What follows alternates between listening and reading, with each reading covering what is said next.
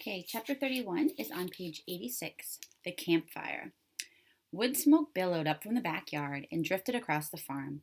Roz was building a campfire for the Sharifs. In her old life, the robot made a fire by crackling special stones together until she got a spark. In her new life, she used a lighter. The family sat around the rippling flames and gazed up at the stars. The dog stretched out on the warm ground. The robot was standing nearby, but her thoughts were far away. Her computer brain was scrolling back through memories of campfires and of stargazing with Bright Bill. Fluffy white marshmallows were skewered onto the ends of sticks and then roasted above the flames.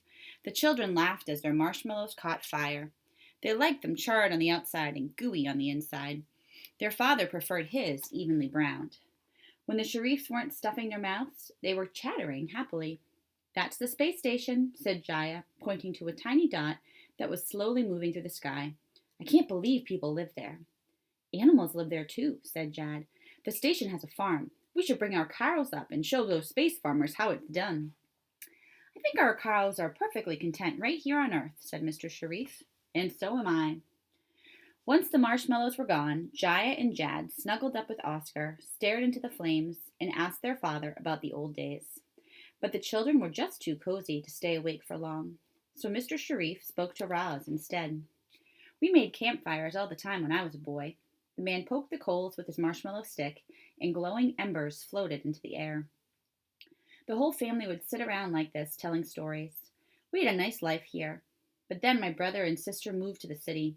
My parents got old, and everyone expected me to take over the farm. I couldn't run this place by myself," he went on, "so I hired Jamila. I did the farm work, and she managed the business. We made a good team. And then we fell in love. When Jamila was pregnant with Jad, we bought a few auto machines to help out. Then Jaya showed up, and we bought a few more. If I'd known one of those machines would be the death of her." The farmer's voice trailed off.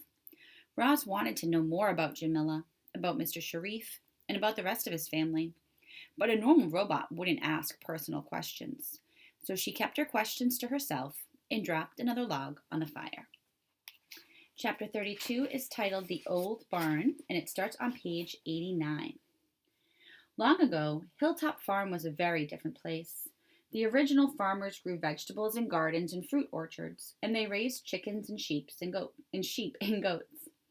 The farm had changed a lot since then, but there were still signs of its past. Low stone walls lined some of the fields.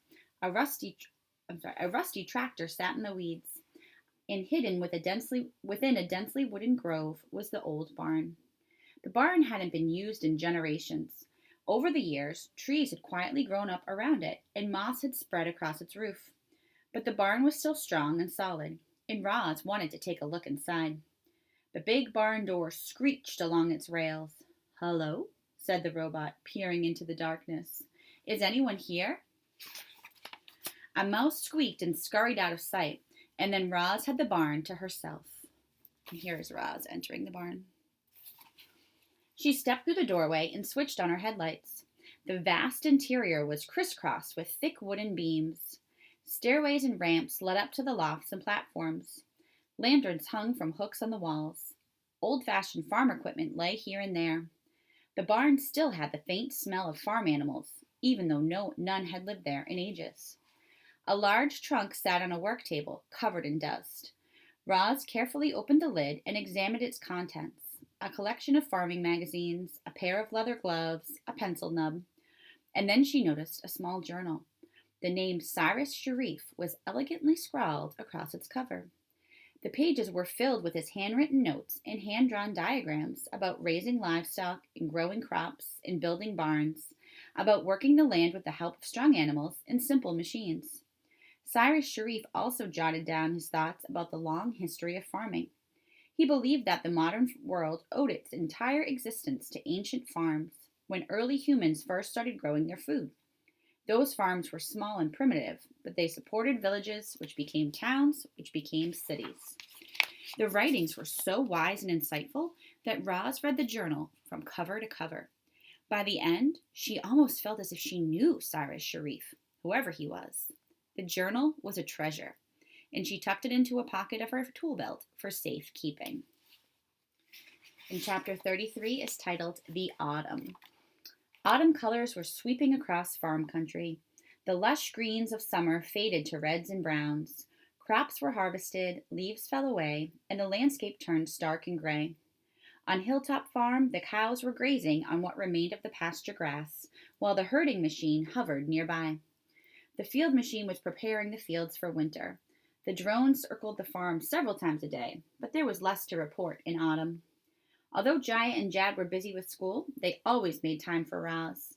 The children never grew tired of listening to the robot's stories, and they never grew tired of sharing their own.